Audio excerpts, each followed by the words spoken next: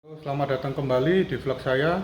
Untuk vlog kali ini kita akan membahas sebuah coilover secara detail tentang bagaimana cara kerjanya coilover, gimana cara ngeset preload sebuah springnya, terus kita juga akan membahas apa itu spring rate. Jadi yang diharapkan ini akan dapat membantu kalian untuk memilih sebuah coilover.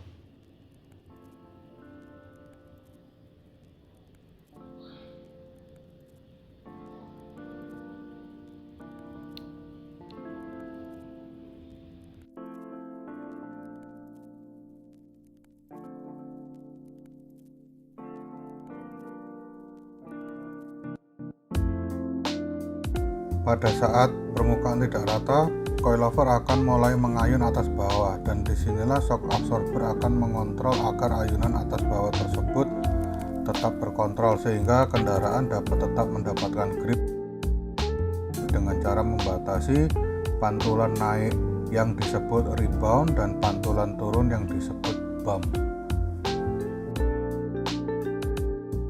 Ini adalah bagian dari coilover yang lengkap. Yang pertama ada top mount camber plate, terus dudukan per atas, per coil, piston damper, penutup debu, stopper, collar atas, collar pengunci, rumah damper, collar pengunci bawah, dan dudukan bawah.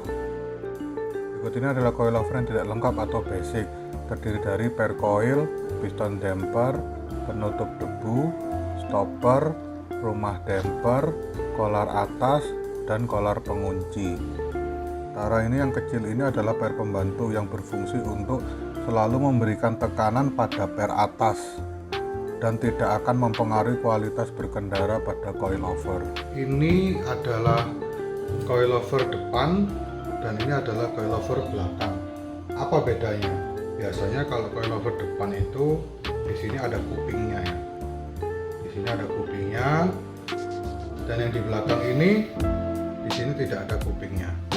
Oke, pertama saya akan bahas yang coilover depan dulu. Kita mulai dari bagian atas ya, bagian atas ini. Nah, ini adalah yang disebut camber plate. Nah, di bawahnya camber plate ini dia ada pillow ball. Nah, jadi pillow ball itu dia bisa goyang-goyang gini. Kok bisa goyang-goyang? Ya karena suspensi itu pada saat dia nancap begini, ini kan nancap di bodi, ini pada waktu mobil itu berbelok, nah dia berbelok memang dia bisa berputar begini memang. Nah ini tapi ini hanya untuk yang coilover depan ya. Nah pertama saya akan bahas ini coilover ini yang saya review ini adalah coilover dari Megane Racing. Jadi ini adalah coilover yang bisa disebut entry level, tapi dia pilihannya paling banyak. Kalau untuk yang sekelas gini banyak sih macamnya, termasuk BC segala macam. Cuman ini bedanya, ini kliknya lebih banyak daripada BC. Kalau BC itu, nah klik itu ini ya, klik itu ini jumlah kliknya ini. Ini kalau diputar-putar begini. Ini ada 32 kali ke kiri untuk soft dan untuk hard. Jadi ada 32 klik. Kalau ini 32 klik, kalau BC itu hanya 30 kalau saya nggak salah ya. Nah, terus camber plate ini dia bisa di-adjust hanya dengan baut L ini.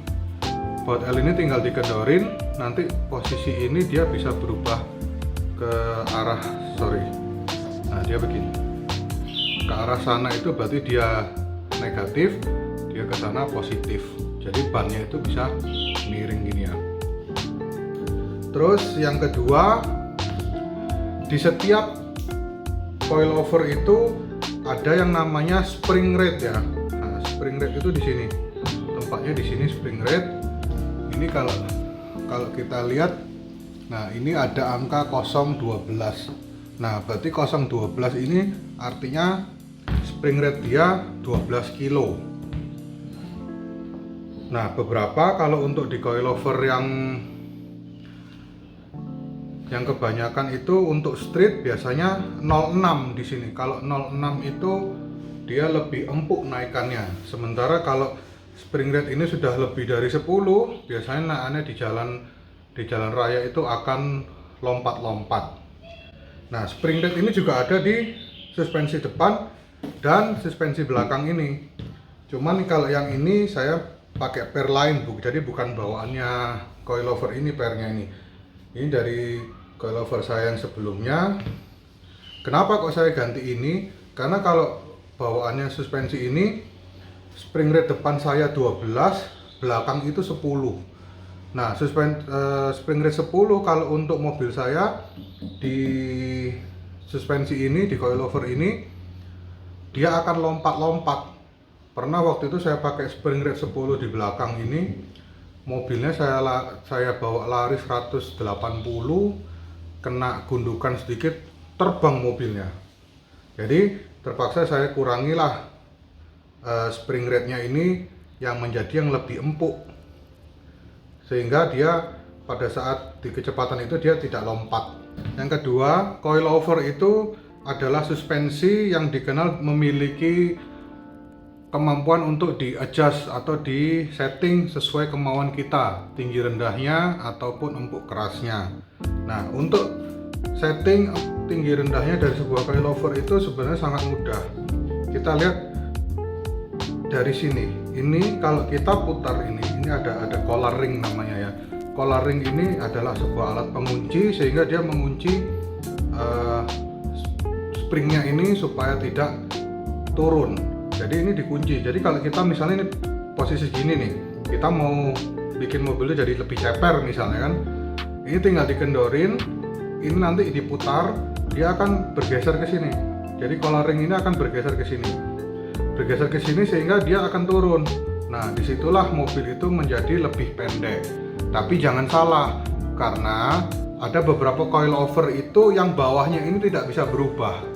Kalau bawahnya ini tidak bisa berubah, artinya pada saat kita memendekkan mobil, kita ceperin mobil itu, ini akan turun sampai sini. Akhirnya spring ini tidak punya daya tahan. Jadi spring itu turun, dia akhirnya oblak begini. Oblak inilah yang bisa menyebabkan nanti akhirnya suspensi ini dia menjadi bottom out. Jadi dia ini kan di bawahnya ada strutnya begini kan. Nah, strutnya ini misalnya stop sampai di sini, stop sampai sini. Antara bawahnya ini kan bagian dasar dari tabungnya. Nah, ini bagian dasar ini tidak boleh menyentuh ini. Dia bottom out sampai menyentuh begini, itu namanya bottom out. Inilah yang bisa menyebabkan sebuah coilover atau suspensi apapun menjadi rusak, sehingga dia nanti bocor. Pas itu ditekan begini, di dalam ini kan ada oli sama gas. Nah, gas sama olinya itu tidak punya tempat untuk lari.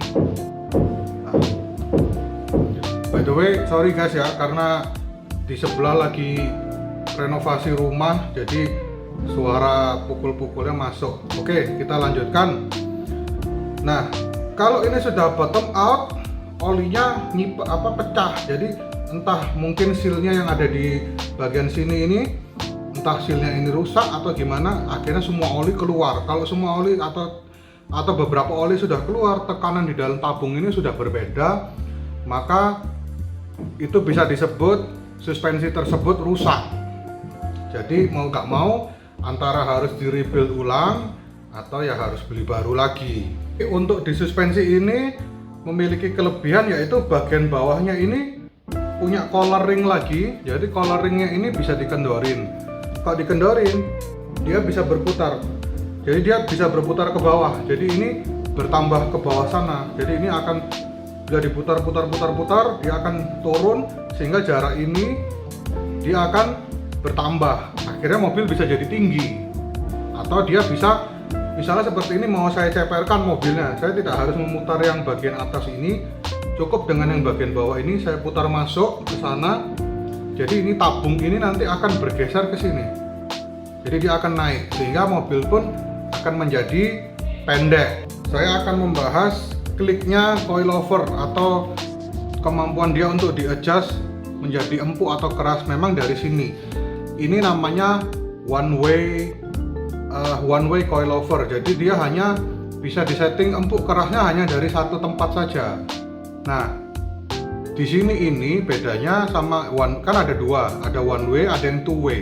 Kalau yang one way itu untuk merubah bump itu jadi tekanan mobil ke bawah. Jadi misalnya begini, ini tanah ini kan, ini mobil atas. Tekanan ke bawah ini itu namanya bump, kalau ke atas itu namanya rebound. Nah, kalau yang one way begini, ini bumpnya sama reboundnya itu sudah fix. Jadi misalnya ini saya klik satu kan, klik satu misalnya.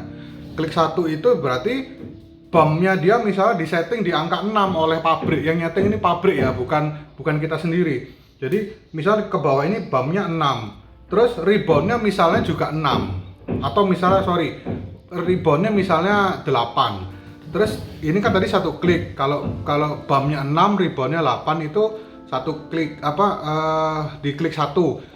Kalau saya taruh klik 5 misalnya, logikanya bumpnya tekanan ke bawah ini akan semakin keras. Bumpnya yang tadinya 6, dia akan berubah menjadi misalnya 8. Sementara reboundnya tidak akan menetap di angka 8, tapi dia akan naik juga. Naik seperti misalnya ke angka 10, atau bumpnya jadi reboundnya jadi 10 atau 11. Itu yang dinamakan one way. Jadi dia fix, antara bump sama rebound itu tidak bisa diatur secara individual. Jadi settingannya tergantung dari pabrik. Sementara kalau untuk coilover yang kelasnya di atas ini, itu ada coilover namanya two way coilover. Kalau two way coilover itu dia misal ada dua tombol knob pengaturnya itu ada dua. Yang di atas atau yang di bawah terserah posisinya di mana. Pokoknya salah satu ini fungsinya untuk mengatur kekerasan atau soft hardnya bump saja. Sementara di bagian bawah sini, ini nanti akan ada knob lain yang bisa untuk mengatur empuk kerasnya rebound. Jadi rebound itu jadi misalnya kan dapat tekanan ini kan, dia dapat tekanan ke bawah, kan sama per ini ditahan, terus kendaraan itu dilempar naik lagi ke atas. Nah, kalau di atas ini reboundnya tidak dikontrol, dia nanti mobil itu akan lompat-lompat. Nah, jadi makanya rebound itu pun perlu dikontrol sehingga mobil itu bisa stabil. Kalau reboundnya itu terlalu keras, terus bumpnya itu empuk, jadi dia nanti akhirnya terlalu empuk ke bawah. Pas rebound ini pernya nggak mau molor lagi karena reboundnya direm sama dia, jadi dia nggak mental ke atas lagi. Itu yang dinamakan kalau reboundnya terlalu banyak. Sementara kalau reboundnya terlalu kecil, akhirnya dia kemampuannya suspensi ini melempar bodi mobil ke atas itu tidak terkontrol kalau reboundnya terlalu kecil. Nah, rebound sama bump itu semua tergantung dari spring rate sebuah coilover dan tergantung oleh berat badan mobil itu sendiri. Jadi misalnya nih spring rate saya ini kan 12 kilo.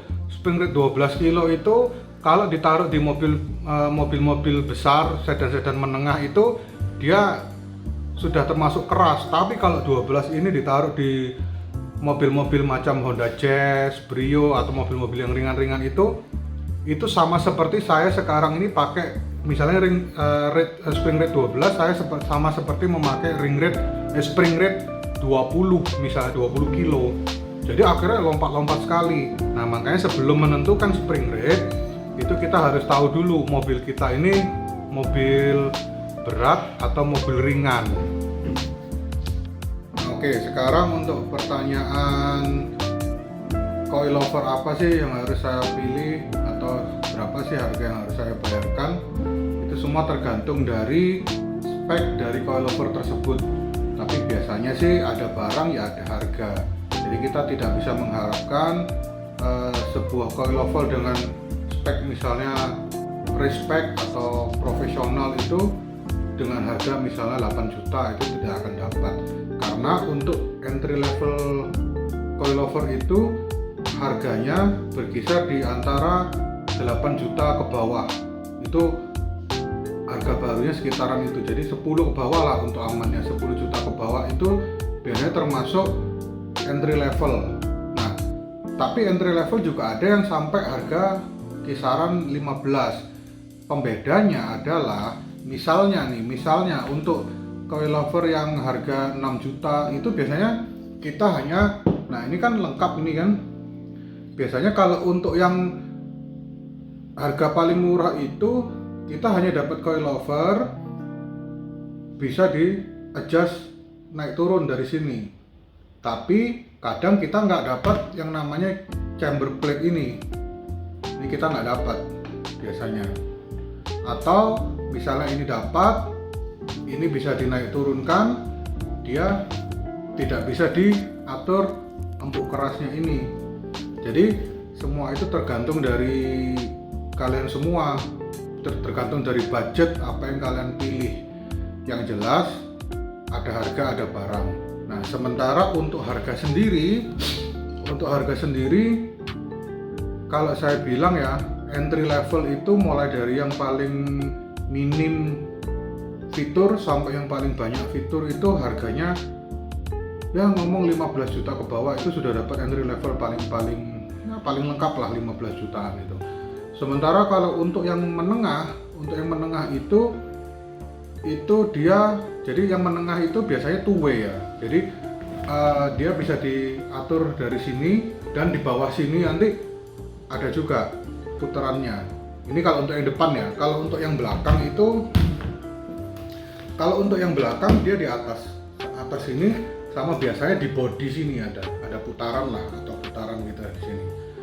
Itu kalau yang two way itu biasanya harganya, kalau kita mau ngomong untuk respect ya, bukan respect, jadi ya minimalis itu harganya bisa berkisar antara 30, 50 sampai ke bawah, pokoknya 50 juta ke bawah. Sementara untuk yang profesional, yang respect sendiri seperti kelasnya balap touring kelas dunia atau apa namanya, untuk mobil-mobil A1 gitu ya, bukan F1 ya, A1 gitu, itu suspensinya biasanya harganya mulai dari 100 juta. Nah, kok bisa bedanya jauh banget? Ya karena yang respect itu sendiri, yang paling atas itu dia daya kemampuannya untuk disetting itu semakin banyak. Jadi kita bisa menyesuaikan suspensi ini, reaksinya gimana itu tergantung apa yang kita mau. Jadi contoh nih, misalnya kan kalau yang respect itu yang harga mulai dari 100 juta itu biasanya dia nanti misalnya bisa disetel untuk kecepatan rendah atau misalnya trek pendek. Dia itu misalnya disetting seperti begini misalnya kan, itu nanti di kecepatan rendah itu dia misalnya empuk, jadi naikannya empuk, terus mobilnya dia misalnya seperti standar gitu kan. Tapi begitu dia dibawa kenceng, dia kan jadi panas, ini kan naik turun kan panas tuh. Nah, dia nanti jadi keras sendiri tanpa kita harus memutar knobnya ini. Jadi kita nggak perlu muter-muter knobnya, dia bisa menjadi keras sendiri. Dan kelebihannya kalau yang coilover mahal itu yang mulai dari 100 juta itu biasanya manufakturnya itu, pabrikannya itu menyediakan spare part per biji. Jadi misalnya nih kita mau cari nih collar ringnya ini hilang atau collar ringnya rusak atau apa gimana, itu kita tinggal telepon, aku mau dong coilover yang collar ringnya ini yang kecil atau yang besar. Ini yang besar ya, yang besar itu yang atas, yang kecil yang bawah. Jadi itu bisa milih. Atau punya saya ininya tabungnya ini kurang pendek misalnya, kita bisa pesan secara secara individual. Bedanya cuma itu saja sih kalau sama yang coilover mahal. Dan terus reaksinya ini juga, tabungnya ini kan isinya oli sama gas, ini kita bisa di set sesuai mau kita, dan kadang bisa dipompa juga gasnya. Jadi itulah bedanya coilover yang entry, yang medium, sama yang paling tinggi, paling mahal atau respect. Jadi pilih yang mana ya tergantung dari budget kita, tergantung kita mau pakainya untuk apa. Karena menurut saya tidak masuk akal kalau misalnya kita untuk daily, untuk harian, kita pakai untuk harian, mobilnya ngomong mobil anak kuliahan gitu kan, tapi coilovernya seharga 100 juta. Itu kan nggak masuk akal, buang-buang uang. Jadi pilihlah coilover sesuai budget kita, tapi kita juga harus tahu coilover yang harus kita pilih yang seperti apa. Oke, semoga kalian semua mendapat ilmu dari review singkat ini. Jangan lupa klik like, comment, dan subscribe. Terima kasih.